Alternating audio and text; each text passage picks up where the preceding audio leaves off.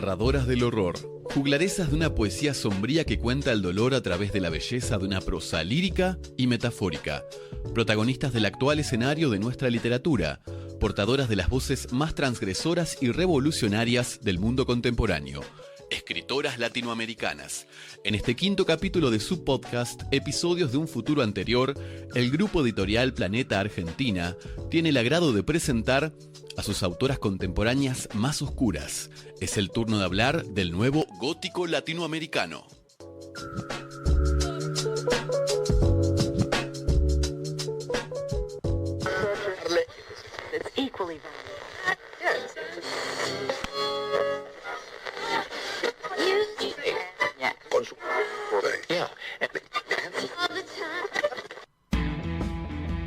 Hola amigas, hola amigos, ¿cómo están? Mi nombre es Ever Oroná y si estás escuchando esto, Marta, es porque llegaste al quinto capítulo de tu podcast favorito. Estás escuchando una nueva entrega de Episodios de un futuro anterior y si llegaste hasta acá, Marta, es porque ya sabés que tenés que seguirnos en nuestras redes sociales, que tenés que ir a buscar las redes sociales del grupo Planeta Argentina. Pero por las dudas, porque siempre es mejor repetir las cosas, porque capaz que se te pasó, Marta, entre toda la data que te tiré en episodios anteriores, te lo digo una vez más. Lo repito porque vale la pena. Podés encontrar toda la info, toda la data sobre los libros de los que vamos a hablar en este podcast en la tienda oficial del grupo Planeta Argentina.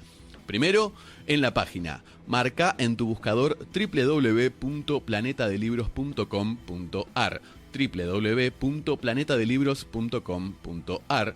Pero también podés seguirnos en Instagram. Nos encontrás ahí como @planetadelibrosar, @planetadelibrosar. Ahí vas a poder estar al pendiente de todas las novedades, como ya dijimos. Pero vamos a darle inicio a este capítulo de una vez, por favor, porque este es un capítulo que tengo ganas de hacer since 1993, más o menos, desde que nací, Marta, porque no podemos negar que el tema de hoy es un tema que nos apasiona a todos los lectores. No podemos negar que todos estamos leyendo literatura latinoamericana contemporánea y más precisamente no podemos negar que el foco de atención en todos los lectores está en lo que escriben y producen las escritoras latinoamericanas contemporáneas. Por eso es que hoy vamos a dedicarle un programa completo al análisis de este movimiento de autoras que la están rompiendo toda, Marta, que han puesto en los últimos años muy arriba de la escena y del campo literario contemporáneo a nuestra literatura. Y de esto hay que decir que hacía mucho que no pasaba, que hacía mucho que no se hablaba de un hecho como este, de esta magnitud. La última vez que pasó fue en el siglo pasado, allá a mediados del 1900, con el famoso boom latinoamericano de autores, fenómeno literario muy cuestionado, además, por varias razones, pero también hay que decir que fue un fenómeno literario bien distinto del que vamos a hablar hoy, porque en principio, en primer lugar, ese boom fue una movida comercial gestionada por una editorial que vendía el concepto como un hecho homogéneo, en el que no se reconocían distinciones claras, en el que todo formaba parte de una misma cosa y en el que además solo participaban hombres. Seguramente todos recordamos a Mario Vargas Llosa, a Julio Cortázar, a Carlos Fuentes, a Gabriel García Márquez, nombres emblemáticos de nuestra literatura, de la literatura de nuestra región, que protagonizaron, como ya dijimos al principio, este famoso boom de los años 60 y 70. Pero pasa algo extraño con la literatura latinoamericana de este punto, porque a partir de estos nombres, más precisamente del nombre del premio Nobel, estoy hablando del colombiano Gabriel García Márquez, se enmarca a toda la literatura latinoamericana de corte fantástico dentro de lo que se conoce como realismo mágico. Incluso es posible que encuentren algún que otro sitio en el que se hable de que Cortázar también escribía realismo mágico, cuando sabemos a ciencia cierta que no fue así. Pero volviendo a lo que estábamos diciendo, tenemos que preguntarnos qué sería este realismo mágico. ¿De qué hablamos cuando decimos realismo mágico? En literatura hablamos de realismo mágico cuando nos referimos a historias que combinan elementos del orden real con elementos del orden mágico o sobrenatural. Y cuando los personajes normalizan, de alguna manera, esta relación, este vínculo. Es decir, vemos un fantasma y hablamos con él y seguimos tomando mate. No es que nos escandalice la presencia de ese espíritu. Y a ver, esto es, obviamente, a grandes rasgos, ¿no? No me voy a poner a dar una masterclass de realismo mágico ahora, pero sí quiero que nos quede esta noción básica, esa idea de la vinculación de cuestiones propias del orden de lo real, ensambladas, combinadas, podemos decir, con cuestiones relacionadas a las creencias populares de nuestra región. Digo con esto al poder de los sueños, a la capacidad de hablar con los muertos, a la creencia de figuras propias de nuestras religiones paganas, etcétera, etcétera, etcétera. Ahora bien, como ya dijimos antes, hay una tendencia a vincular y relacionar todo lo fantástico o mágico que sucede en la literatura latinoamericana con este movimiento del que hablamos, con el realismo mágico. ¿Qué quiero decir con esto? Comúnmente, cada vez que nos topamos con lo fantástico o con aquello que carece, a ojos de algunos, de explicación racional, terminamos hablando de realismo mágico, como si en nuestro territorio no pudiera escribirse otra cosa, como si las generaciones posteriores a la figura de García Márquez no tuvieran autonomía creativa, como si el propio García Márquez fuera una suerte de padre de la literatura de nuestra región y todos los demás autores y autoras se dedicaran a continuar su legado, un modelo de escritura único que no sale de ese casillero. Y ahí tenemos muchos conflictos, porque más allá de las cuestiones obvias de la idea de que todo sujeto creativo puede escribir literatura de corte fantástico por fuera de esta noción, hay en literatura un concepto llamado movimiento, que no es lo mismo que género. Digo con esto, más allá de que no puedan sacarse de la cabeza la figura de García Márquez a la hora de interpretar un texto latinoamericano, cuando hablamos de movimientos en literatura, hablamos de tiempo y espacio específicos de un grupo de escritores que pertenecen a un periodo determinado. No podemos confundir género y movimiento como si fueran una misma cosa, a pesar de que muchas veces el límite es muy finito. Decir que hoy, en pleno siglo XXI, se escribe realismo mágico es como decir que los europeos siguen escribiendo, no sé, romanticismo, cuando eso sucedió hace ya 2 siglos atrás. Lo que sucede hoy con la literatura latinoamericana, escrita y producida por mujeres, es otra cosa, y en muchos sentidos es otra cosa. Y elegimos hablar de las mujeres, no porque consideremos que conforman un conjunto compacto y homogéneo en el que se las pueda catalogar, sino porque es sencillamente de lo que tenemos ganas de hablar en este 5º capítulo de Episodios de un futuro anterior. De hecho, no podemos ni vamos a hablar de todas, vamos obviamente a hablar solo de algunas. Pensemos que durante tantos años se habló solo de lo escrito y producido por hombres, sin que esto le hiciera ruido a nadie, que asimismo puede suceder ahora, o por lo menos en este episodio, pero al revés. No es más que ese el motivo por el cual esta vez elegimos hablar solo de nuestras autoras. Lo que sucede hoy en buena parte de la literatura latinoamericana contemporánea es un hecho sin precedentes, porque, entre otras cosas, ya no hablamos de un grupo selecto de autoras que son leídas como una misma corriente, como un mismo movimiento promovido, como una movida comercial, valga la redundancia, de familia de palabras. Por esta razón tampoco vamos a hablar de boom latinoamericano de autoras, de mujeres, como otra de las expresiones que leí por ahí, porque esta expresión se refiere a la escritura contemporánea como un conglomerado de autoras que se pueden agrupar dentro de una misma cosa, como si estas autoras fueran parte de un mismo grupo solo por ser mujeres, dejando abierta la posibilidad además de que por tal motivo todas ellas escribieran una misma cosa. Y quienes las hemos leído, quienes hemos disfrutado y sufrido con el universo de historias que construyeron para nosotros, sus lectores, sabemos decir que las escritoras latinoamericanas del actual escenario de nuestra literatura forman parte de diferentes universos dentro de la escena genérica y estilística de la literatura, que hay además nuevos estilos. Pero yendo al programa de hoy, en la nueva literatura contemporánea de América Latina, encontramos nuevos movimientos que nada tienen que ver con ese realismo mágico de García Márquez, en el que muchas veces se las encasilla restando importancia o negándose a reconocer la posibilidad de que algo nuevo está sucediendo en la literatura latinoamericana. Vuelvo a aclarar otra vez que no vamos a hablar de todas por las razones ya mencionadas, porque no se pueden abarcar tantas temáticas y tan distintas en un solo episodio, pero además no vamos a hablar de todas porque realmente son un montón. Como ya dijimos, no hablamos de la escritura contemporánea escrita y producida por mujeres como un grupo selecto de autoras que responden a X cuestiones, sino que ahora hablamos de un abanico bien amplio. Pero elementalmente, hoy vamos a hablar de las autoras que más tengan que ver con el sentido de este podcast, con los temas de los que nos gusta hablar en episodios de un futuro anterior, que ya sabemos que van por el lado de lo weird, de lo fantástico, del terror y demás asuntos relacionados a la literatura que hemos denominado turbia, a esta nueva ficción extraña, a este nuevo realismo gótico escrito y producido en nuestro territorio.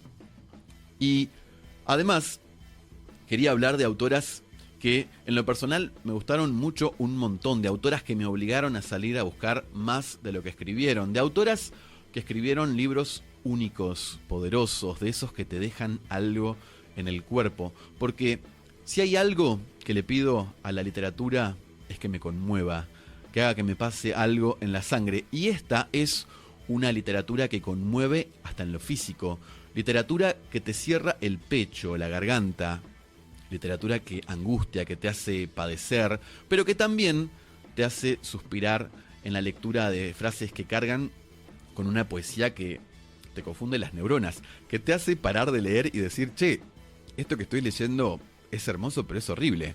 Porque esta, además de todo, es literatura que narra el horror, el dolor y la violencia de nuestra gente con una prosa muy poética, con recursos propios de la poesía, con herramientas propias del discurso de la belleza. Bueno, yo no sé si vos necesitás que te siga diciendo por qué elegimos las que elegimos, Marta. Motivos sabemos que sobran, pero quiero pasar a decirte de quiénes vamos a hablar literalmente en esta quinta entrega de episodios de un futuro anterior. Voy a tirar estos nombrazos y más de uno va a decir, ah, sí, ese es buenísimo, che. Y si no, agarrá lápiz y papel, Marta, porque tenés que anotar estas recomendaciones porque son libros que te van a sacar de tu zona de confort. Luciana de Luca, Natalia García Freire, Gabriela Larralde, Karina Pacheco Medrano y Ariadna Castellarnau, 5 de las mejores autoras que he leído en el último tiempo, 5 de las voces más poderosas del habla hispana contemporánea. Autoras además de 5 de los libros más raros, pero raros en serio, que leí en estos últimos meses. Luciana de Luca escribió una de las novelas más impactantes del 2023-2024, una de esas historias de pueblos malditos, olvidados, rodeados de moscas y tumbas, secretos familiares y pecados. En la novela El amor es un monstruo de Dios, Luciana de Luca nos habla, combinando lo grotesco y lo poético, del vínculo más que difícil que mantienen una madre y una hija, de las religiones y de lo que éstas aparentan, de la mirada acusadora sobre la libertad sexual, de la imagen de la mujer, tanto en lo social como en lo físico. Y hay que decir también que es una novela que habla de la violencia en todas sus formas y de cómo esta afecta a la vida de una joven, de una chica que como tantas otras está condenada a vivir en uno de esos pueblos que quedan perdidos en el tiempo. Y uso condenada porque pareciera que esos lugares comen gente, que la atrapan en sus entrañas y no la dejan escaparse. El tratamiento de la maternidad en esta historia merece un punto y aparte. Cómo me gustan las historias de villanas, y más si esas villanas son las madres. Para mi generación, que creció leyendo a Borges y Cortázar en la escuela y mirando las novelas de Thalía en la tele, esta es la combinación perfecta de lo estético y lo atractivo. Y eso es justamente lo que pasa acá. El amor es un monstruo de Dios es una novela, además, que te deja con ganas de leer más, y no solamente más sobre la autora, te deja con ganas de leer más literatura. Punto. De Luca también escribió Otras cosas por las que llorar, su primera novela publicada, al igual que El amor es un monstruo de Dios, por el sello Tusquets, parte del grupo Planeta Argentina. Pero, además, Luciana De Luca es autora de literatura infantil. Y esa combineta también me fascinó. Que una autora pueda escribir elementos tan opuestos solo habla de su capacidad para escribir ficción, de su poder para construir mundos tan ajenos, tan lejanos, o no, porque a veces son tan lejanos y se van tan lejos el uno del otro que terminan pegando la vuelta. Pienso en la literatura infantil que había antes, ¿no? En esas primeras versiones de Caperucita Roja, Cenicienta, donde hay dedos cortados, gente abusada. Conseguí de su faceta infantil el libro Nunca vi una bruja, de la editorial Periplo, publicada con dibujos de Francisco Cuña. Esta doble faceta me hizo acordar a Diego Mucio, a Eduarda Mancilla, dos autores también argentinos que también publicaron cosas súper oscuras al mismo tiempo que sacaban textos de corte infantil. Otra autora que quiero recomendar es la ecuatoriana Natalia García Freire, la tercera ecuatoriana que leo. Ya leí y disfruté a Mónica Ojeda y a María Fernanda Ampuero, y quiero decir con esto que nunca había leído, ni en la escuela, ni en la facultad, ni en ninguna parte, libros escritos y producidos por autores o autoras, en este caso, ecuatorianas. Y esto también es un hecho a destacar, porque están cobrando protagonismo las literaturas de países de los que antes no se hablaba, que estaban borrados en las bibliotecas, como si no existieran, o como si no fueran productores de literatura.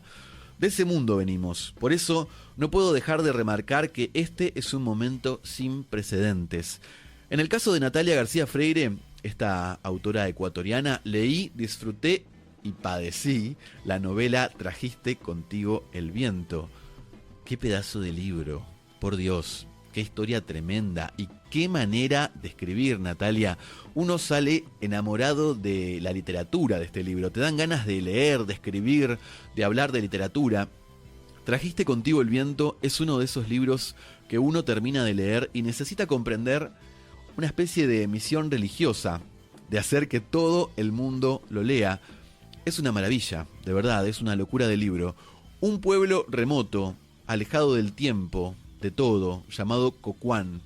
Una maldición que uno no entiende bien hasta que no lee todo el libro. Y magia, la magia de América Latina. Una magia que no es para nada simpática, que es súper oscura y que nada tiene que ver con el realismo mágico. Por favor, te lo pido, Marta. Hay una cosa que tiene nuestro territorio, nuestra América Latina, que a mí me encanta, que es esa fusión de religiones, de creencias, de figuras paganas que nacieron en nuestra tierra como un ensamble, una amalgama de mitologías, en donde dioses aborígenes se combinan con divinidades católicas, y ahí la religión cobra un nuevo sentido.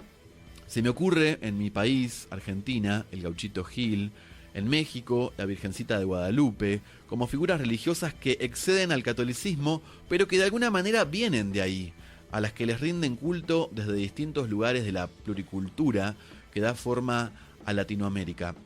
Bueno, de toda esta hermosa mezcla da cuenta, de alguna manera, Trajiste contigo el viento, de Natalia García Freire. Es muy difícil decirles concretamente de qué se trata porque la, entre comillas, comprensión de esta novela reclama sí o sí la experiencia de lectura. Hay un momento, eso sí, a mitad del libro más o menos, en donde todo se va al carajo, en el que decís, ¿cómo? Porque el plot twist que pega es una cosa alucinante. Yo no puedo decirte otra cosa que no sea anda a leer a Natalia García Freire, anda a leer Trajiste contigo el viento. Terminando de leer el libro, uno también necesita leer más de Natalia García Freire. Encontré que tiene publicada una primera novela, difícil de conseguir en Argentina, por cierto, que se llama Nuestra piel muerta. Y qué buenos nombres, ¿no? Pensaba, el amor es un monstruo de Dios, Trajiste contigo el viento, Nuestra piel muerta. Es hermoso conversar con otros y tirar esos títulos cuando te preguntan qué estás leyendo. Con Karina Pacheco Medrano me pasó que tampoco había leído nunca nada de literatura peruana.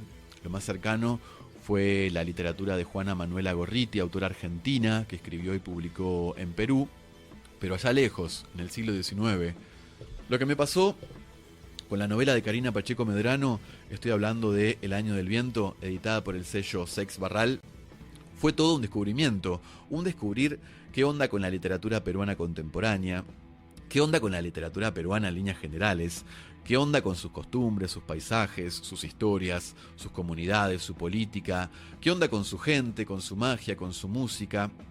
Y sinceramente me resultó una experiencia maravillosa, porque no tenía nada de toda esa data en mis saberes. El año del viento me enseñó un montón de cosas que no sabía, no salí siendo la misma persona de esa lectura. Y no es casual ni azaroso que me haya acordado, que hayamos nombrado a la argentina Juana Manuela Gorriti, porque encuentro muchas similitudes entre la literatura de ambas, la de Gorriti y la de Pacheco Medrano, a pesar de que medie más de un siglo entre ellas. En ambas tenemos la representación de las comunidades originarias. En ambas tenemos la violencia de las dictaduras latinoamericanas, de dos tiempos distintos. En ambas tenemos la pisada fuerte de la mujer como la heroína que busca la justicia, que busca la verdad. En ambas hay una fuerte presencia del paisaje andino, de su magia, de sus colores, de su historia. Y lo loco es que tuve la oportunidad de charlar con Karina Pacheco Medrano y de preguntarle si la había leído, si había leído a Juana Manuela Gorriti, y me contestó que no la conocía y que no circulaban muchos de sus textos en el actual Perú. Otra cuestión que trabaja, y mucho, la novela El año del viento de Karina Pacheco Medrano es el tema de la violencia latinoamericana y de sus dictaduras, como ya dijimos recientemente, y la crudeza con la que cuenta la oscura historia de su país es una cosa que te pone la piel de gallina, que te deja angustiado, que no te deja comprender cómo es que pasan aún hoy esas cosas en América Latina. A nivel escritura, más allá del horror, la novela presenta una propuesta distinta, polifónica, pluralista. Muchas voces son las que cuentan lo que pasa, y en lo personal le da el toque, le da otro color y otra vuelta de tuerca a lo que se está contando. Y hay que decir además que es muy difícil hablar de estos temas tan sensibles para el pueblo latinoamericano y que de alguna manera me ayudó a conectar con la lectura, porque Karina Pacheco Medrano no te quiere convencer de nada, no hay didactismo en términos sartreanos, no hablamos de literatura panfletaria. Karina Pacheco Medrano es una escritora y eso hace en El año del viento, escribir. Y qué bien que lo hace, por cierto. Hay una antología de cuentos que publicó el sello Bordes de la familia de la editorial Planeta, que se llama Lluvia, una breve antología con historias del mismo corte, de la misma intensidad, de la misma calidad, porque, insisto, hay que reconocer cuando uno lee un libro bien escrito. Hoy que el mercado editorial ofrece más posibilidades de las que puede leer el sujeto lector. Además, Lluvia, de Karina Pacheco Medrano, es una gran puerta de entrada a su universo. Ya lo dije antes, pero lo vuelvo a decir. Cuando uno no conoce a un escritor, lo mejor que puede hacer es entrar a su universo por sus cuentos. No pierdan la oportunidad de leer El año del viento. Anda a buscarlo a tu librería cercana, Marta. Y si hablamos de magia, pero no de realismo mágico, hablamos de La Pez, novela escrita por la autora argentina Gabriela Larralde, publicada y editada por el sello MC. Ya el nombre, La Pez, me parece todo un desafío para el lector, para el lenguaje, para reflexionar. Gabriela Larralde nos dice de entrada: acá no hay sirenas, muchachos, esto no es Disney. Acá tenemos La Pez. Bienvenido a Latinoamérica, baby. Y es lo que más me gustó de esta novela.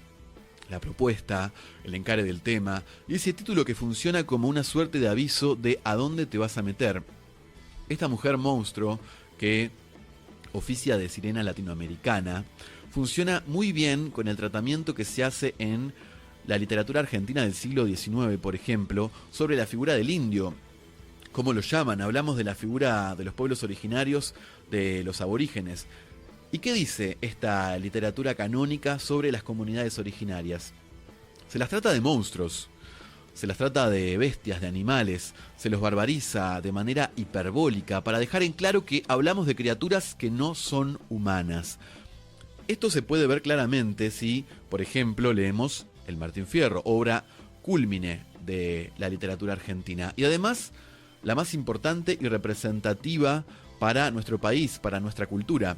Es decir, desde ahí, desde el Martín Fierro, que se habla de las comunidades originarias como si se hablara de monstruos. Hay en este caso lo que se conoce como un proceso de bestialización que Gabriela Larralde toma muy bien, pero para causar en el lector un efecto contrario. Porque estas sirenas, estas mujeres peces, son criaturas anfibias, medio humanas, medio peces, que componen una monstruosidad hermosa que, insisto, tienen que ir a leer en esta novela maravillosa llamada La Pez. Hay en este libro un elemento muy importante para el género y para la literatura argentina en líneas generales. Hay en La Pez un monstruo latinoamericano, con nuestras características, con nuestra cultura, que no imita a los estereotipos de sirenas impuestos por la cultura que vino a dominar este territorio. Se sirve, la novela de Larralde, de la mitología de nuestras tierras y la lleva al mundo de la ficción, al mundo de la novela, creando a su vez una criatura que no deja de ser propia, es decir, nacida de la imaginación de su autora. Díganme si todos estos no son motivos para salir corriendo a leer La Pez, editada, como ya dijimos, por el sello MC. Otra de las autoras que escriben en español, que vivió buena parte de su vida en Latinoamérica, más precisamente en Argentina, es la gran Ariadna Castellarnau. Esta escritora española que también hace cosas rarísimas con la escritura en la literatura contemporánea. En este caso tenemos que hablar del libro La oscuridad es un lugar, otra obra increíble del sello, parte de la familia Planeta MC. En esta oportunidad, Ariadna nos presenta una antología de cuentos bien, pero bien weird, en el que combina fantasía con terror, con mitologías de acá y de allá. Es realmente hermoso el laburo que hace Ariadna Castellarnau en este libro. Hay de todo acá, como ya dijimos, pero quiero detenerme en un par de cuentos que me volvieron loco y me volaron la cabeza. Quiero hablar de Marina Fan, porque es un cuento bien body horror que te deja pensando en un montón de cosas. Un cuento que además, y siguiendo el hilo de este episodio, es un cuento de sirenas, o de hombres sirena. Una suerte de tritón que vive de su belleza y que va a conocer las consecuencias de ser bello en una sociedad como la nuestra, porque además es un tritón que vive en el mundo actual. No es que hablamos de historias de un tiempo pasado. En este cuento, además, y otros tantos de la antología, la autora también trabaja el tema de la familia y de qué pasa cuando una familia no es lo que debería ser, cuando una familia no es ese espacio de contención y protección que en teoría debiera ser. Y digo esto porque hay otro cuento que también me parece una locura, que se llama De pronto un diluvio, en donde la autora labura el tema de la familia y el abandono, el rol de la mujer en el hogar y qué pasa si esta mujer decide ocupar otro espacio que no sea ese al que está destinada, donde de verdad predomina, como ya dijimos adelante en el título de la antología, una oscuridad que angustia, que ahoga, que no te deja escapar. De pronto un diluvio es una historia que habla de la vida en la isla, de la propiedad en Argentina y de la industrialización de la tierra, de la naturaleza y obviamente de cómo afecta esto la vida de los isleños y del espacio todo. Este cuento me gusta mucho, un montón, y necesito que vayas a leerlo, Marta. Acá Ariadna Castellarnau labura muy bien el nuevo gótico escrito y producido en español. Acá está exactamente todo lo que tiene que ver con este nuevo movimiento que se da en la literatura de nuestra región, en la literatura de nuestro idioma. Ariadna Castellarnau publicó además una novela llamada Quema, una distopía, en la que otra vez predomina la oscuridad, en donde otra vez hablamos de lo mal que está el mundo, en donde se habla además de en dónde pueden terminar por y gracias a la obra del hombre los seres humanos como raza. Pero anda a leer La oscuridad es un lugar, Marta, haceme caso, que si sos fan de los cuentos turbios, oscuros, góticos, es una antología que te va a encantar. Y si no conoces a la autora y querés leerla por primera vez, este es un libro más que perfecto para adentrarte en su estilo, en sus tópicos, en todo lo que tiene que ver con su literatura. Esta parte de nuestro podcast favorito, esta parte de episodios de un futuro anterior, tengo ganas de compartir contigo, Marta, una muestra de estos libros de los que estamos hablando. Tengo ganas de convidarte un cachito de una de las novelas de las que hablamos en este capítulo para que pruebes qué buen sabor a turbio tienen todas estas historias, toda esta literatura hermosa de la que estamos hablando y que nos encuentra en este quinto programa. ¿Tenés ganas, Marta? Entonces, vamos.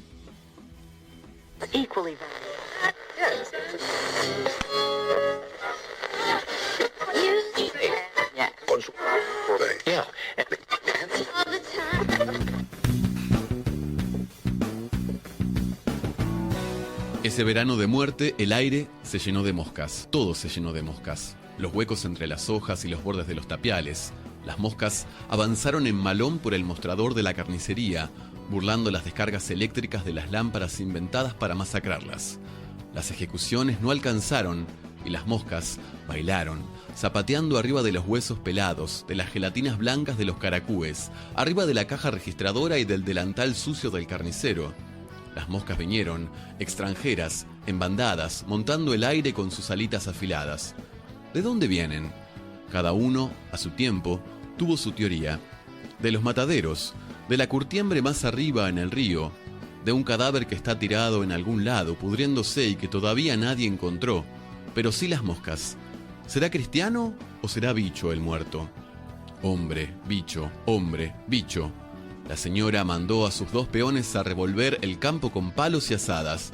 La costa, los bañados, atrás de los corrales, los caminos. No fuera a ser cosa, uno nunca sabe. No encontraron nada. Y después de las moscas, más lenta, la noticia. Una huelga de empleados del cementerio. Entonces se presumió que de ahí venían. El otro horror. Fue la señora. Las moscas tienen las patas llenas de muertos. Lo dijo así, y lo dicho se despegó de su lengua y rodó por la casa. Bajó las escaleras y reptó por la tierra hasta pudrirle los oídos a los peones, a las cocineras, a las sirvientas, y después de ennegrecerle las orejas y los corazones a la peonada, se desparramó por los caminos y fue fuego, fue veneno, infló a todos con su humo negro y entonces se hizo un silencio que cayó al pueblo entero. Y enseguida, ¿cómo? Hubo tumulto. Estómagos revueltos, descomposturas.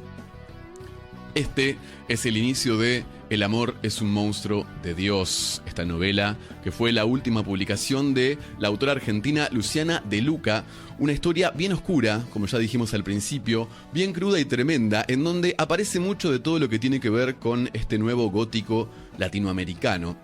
Bueno, imposible, Marta, que no te hayan dado ganas de ir a leer El amor es un monstruo de Dios después de escuchar esa hermosa escena que transcurre en el cementerio de un pueblo del interior de nuestro país, y no dice cuál, pero me da vibras al litoral argentino, por el calor, por el clima. Un gótico bien rural, ¿no? Un gótico tropical también, parecido al de Álvaro de Mutis, parecido al de Carlos Fuentes, parecido al de la gran Amparo Dávila. 3 autores latinos que iban por el lado de lo gótico, pero siempre retomando la idea del territorio, del contexto latinoamericano, de su gente, de sus paisajes.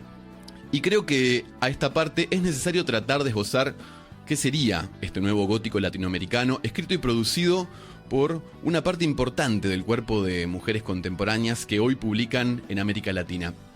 Pero para hablar de este nuevo gótico latinoamericano, siento que es necesario dejar en claro algunas características que nos remiten al gótico clásico, a ese gótico que surge como una extensión del romanticismo, a ese gótico que es de otro tiempo, pero que sentó las bases de buena parte de lo que hoy se produce en este estilo.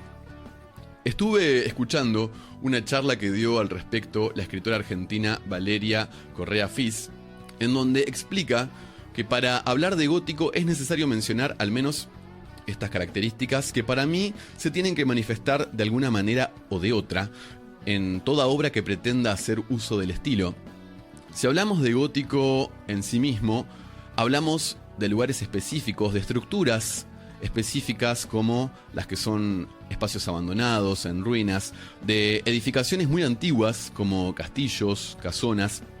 También hablamos de la presencia de lo sublime, de aquello que excede a lo humano, que sobrepasa a la figura del hombre como la extensión siniestra de un paisaje. Y digo siniestra para entender que hablamos desde una connotación oscura, de una naturaleza salvaje, o hablamos también de los cementerios y de esa representación inmensa que hacen de la muerte, en esa infinitud de lápidas. También hablamos de montañas, de alturas, de abismos. Hablamos del cielo y la tormenta como ese descontrol que excede al poder del hombre y a su entendimiento, o de la oscuridad y la noche, de ese espacio sombrío que también representa lo infinito desde un lugar macabro. Y esto en cuanto a la topografía, al lugar en donde suceden los hechos. Pero en cuanto al color, al tinte de los personajes, el gótico retoma eso que la sociedad expulsa, eso que la sociedad considera un otro, lo marginado. Hablamos de, por ejemplo, la figura de la loca encerrada en la torre, o de la figura de la mujer que enfrenta todo ese mal desde un lugar inferior, vamos a decirle, o en menor ventaja, desde una soledad absoluta. O también hablamos del rechazado en líneas generales, del vagabundo, del deforme, de eso que el colectivo social considera que está mal.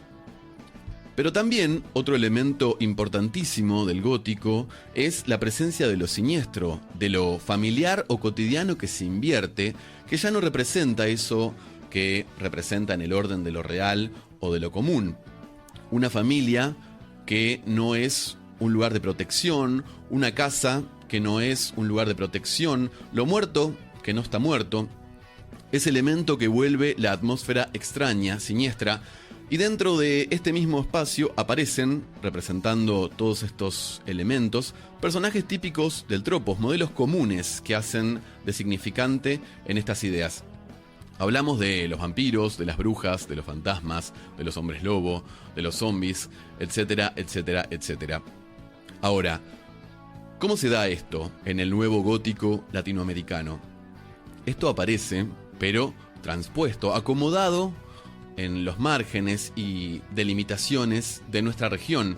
Acá no hay castillos, pero hay casas muy viejas, alejadas, en el medio del campo.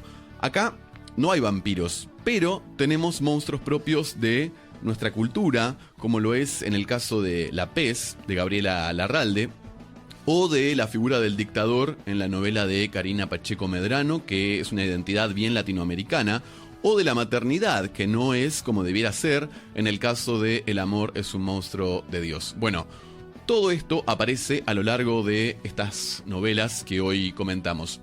Aparece lo siniestro, aparecen estos nuevos monstruos a los que les tenemos miedo nosotros, pero no son monstruos europeos, no es a lo que le tienen miedo en aquellas tierras, son bien de acá. Aparecen estos escenarios que hablan de nuestra tierra y de qué nos incomoda a nosotros. Básicamente debemos pensar a este nuevo gótico como un estilo en el que no se pierden las características del gótico tradicional, sino que se transforman, se deforman también y se acomodan a los parámetros que hacen a la identidad de nuestra región. A esta parte del programa, Marta, quiero ir a escucharlas a ellas, a las protagonistas de este quinto capítulo de Episodios de un futuro anterior. Estuvimos conversando con las escritoras que todos estamos leyendo sobre sus propios procesos de escritura y esto fue lo que nos dijeron. ¿Vamos a escucharlas?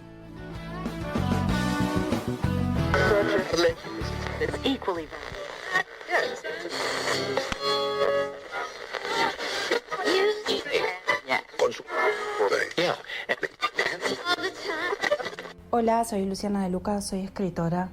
Respecto de si hay una relación entre el realismo mágico y la literatura escrita por mujeres actualmente en Latinoamérica, creo que no hay una relación directa en cuanto a una deuda ni literaria ni emocional. Es cierto que todos escribimos y todas escribimos con todos los que escribieron y todas las que escribieron antes, pero me parece que también hay un nuevo espacio y que tiene que ver con el producto de la época en la que estamos viviendo. Digo, escribimos con los elementos que tenemos, con las intrusiones de la realidad, de la política, de la economía que tenemos, con la intrusión de lo que sucede con los derechos de las mujeres en Latinoamérica y en el mundo. Y desde ahí estamos construyendo, creo yo, más allá de la pluralidad de voces que tiene Latinoamérica, desde las autoras mexicanas, chilenas, ecuatorianas, argentinas, bolivianas, uruguayas, hay una pluralidad de voces, pero sí coincido y creo que estamos escribiendo una suerte de realismo mucho más oscuro, mucho más pesimista, si se quiere, menos anclado en la magia, en la posibilidad de la magia, y sí más relacionado con las condiciones materiales de existencia que compartimos las mujeres en el mundo y luego las mujeres latinoamericanas entre nosotras. Hola, mi nombre es Natalia García, escribo, soy ecuatoriana, tengo un libro que se llama Trajiste contigo el viento. Y muchas veces, bueno, se habla de las autoras hoy en día como parte o que hemos retomado esta corriente, el realismo mágico, que para mí no es una corriente, es una etiqueta que en un momento trató de agrupar un grupo de escrituras que se salían del realismo, ¿no? O de lo realista, y que se salían un poco de la norma o del canon en algún momento, pero las etiquetas siempre son un peligro, porque bueno, uno se crea una etiqueta, un nombre, una categoría cuando hay una cosa fuera que no se puede ordenar del todo, y el realismo mágico, bueno, pasó a ser una etiqueta que nombró muchísimas formas de escritura que para mí tenían un montón de otras características, que tenían toques del fantástico, toques de terror, y me salgo aquí ya de los nombres quizá grandes del realismo mágico, pero hablo de Elena Garro, por ejemplo, hablo de Sara Gallardo también, escrituras en donde quizá el lenguaje mismo se ponía en jaque y se ponía o se desmoronaba porque trataba de pensar otra forma de nombrar las cosas. Y para mí pasa ahora lo mismo, quizá con las escrituras, las autoras y autores ahora en Latinoamérica. No creo que respondan al realismo mágico. Primero por esto, porque no es una cosa única que haya existido, y porque creo que responden a cosas quizá más interesantes, como una mirada que antes, o que siempre ha estado, pero que ahora está muy muy fuerte, que es esa mirada a nuestros propios mitos, a nuestro territorio, a lo que ese territorio carga, y que llena también la escritura de otras posibilidades. Hola, mi nombre es Gabriela Larralde, soy escritora, y un poco respondiendo a la pregunta de qué estamos escribiendo las mujeres en Latinoamérica, si es realismo mágico o si se podría llamar de otra forma. Creo que el problema de esta categoría y de otras que he escuchado es que continúan presentando como antagonistas el mundo de lo real y el mundo de lo simbólico, el mundo de lo material, del mundo de lo mágico. Lo siguen presentando como una dualidad separada, y creo que lo que muchas estamos haciendo, y algunos varones también, es dar de baja esa dualidad, que es una dualidad occidental, de la razón, que viene con el iluminismo, y volver a un mundo en el que todo eso era una misma cosa. Yo creo que es una misma cosa. Es una cosmovisión que los pueblos originarios y muchos filósofos indígenas desarrollan y llevan adelante hace muchísimos años, en donde no se separa lo mágico de lo, entre comillas, real, no se separa la naturaleza de la cultura, es parte de un todo, y desde ahí es que vemos el mundo, lo habitamos, lo transitamos, luchamos por sus conquistas, y desde ahí escribimos. Entonces creo que más que pensar en una categoría de dos palabras que se opongan. En realidad lo que hay que pensar es que lo que estamos haciendo es uniendo las partes que nos ha separado la razón y Occidente. Hola, soy Karina Pacheco Medrano, autora de la novela El año del viento. Creo que son múltiples los géneros abordados en este momento. Son inmensas y numerosas las voces que han surgido en los últimos 20 años y no se podría encasillar en un solo género o en un solo estilo, englobar todo eso, ¿no? Entonces yo creo que principalmente estamos viendo una eclosión de exploraciones en el estilo, en el propio lenguaje. Hay algunas autoras que desarrollan un lenguaje minimalista, otras más bien pasan a lo barroco y desde ahí se siguen explorando y narrando novelas y cuentos en un estilo realista, otras en el gótico, otras van desarrollando el terror. A mí en particular, en las novelas, yo soy más pegada al realismo, si bien me gusta porque lo veo, porque es parte del mundo que trato de sintetizar o expresar en mi literatura, pues entran también elementos de lo mítico, de lo histórico y lo onírico. Cuando escribo cuentos, esa exploración se hace mayor. Ahí puede que haya algunos cuentos míos que podrían ser catalogados como fantásticos, otros como cuentos donde lo mítico tiene una fuerza gravitacional fuerte, y otros que permanecen en el lado de realista y también histórico y simbólico, ¿no?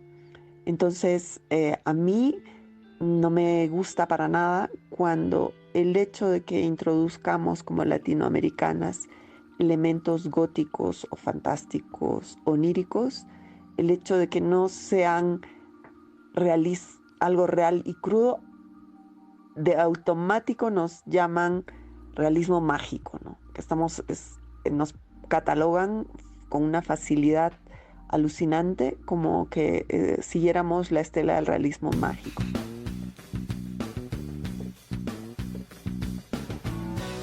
Agradezco profundamente la participación de estas grosas de la literatura contemporánea. Gracias a Natalia García Freire, a Gabriela Larralde, a Karina Pacheco Medrano y a Luciana De Luca por estar en este episodio más que especial en el que hablamos de lo que está pasando ahora mismo en la literatura de nuestra región. Yo la pasé súper, Marta. Espero que vos también. Y espero que, si no leíste alguno de estos libros increíbles, vayas corriendo a tu librería más cercana para adquirir tu ejemplar. Esto ha sido todo. Nos vemos la próxima, Marta. No te olvides de seguir a @planetadelibros.ar, @planetadelibros.ar en Instagram, para no perderte todas las novedades. A mí también me podés seguir, me encontrás como @egoeversum. Seguime, así charlamos de libritos y de autoras. Pero hasta aquí llegamos en el día de hoy. Nos vemos la próxima.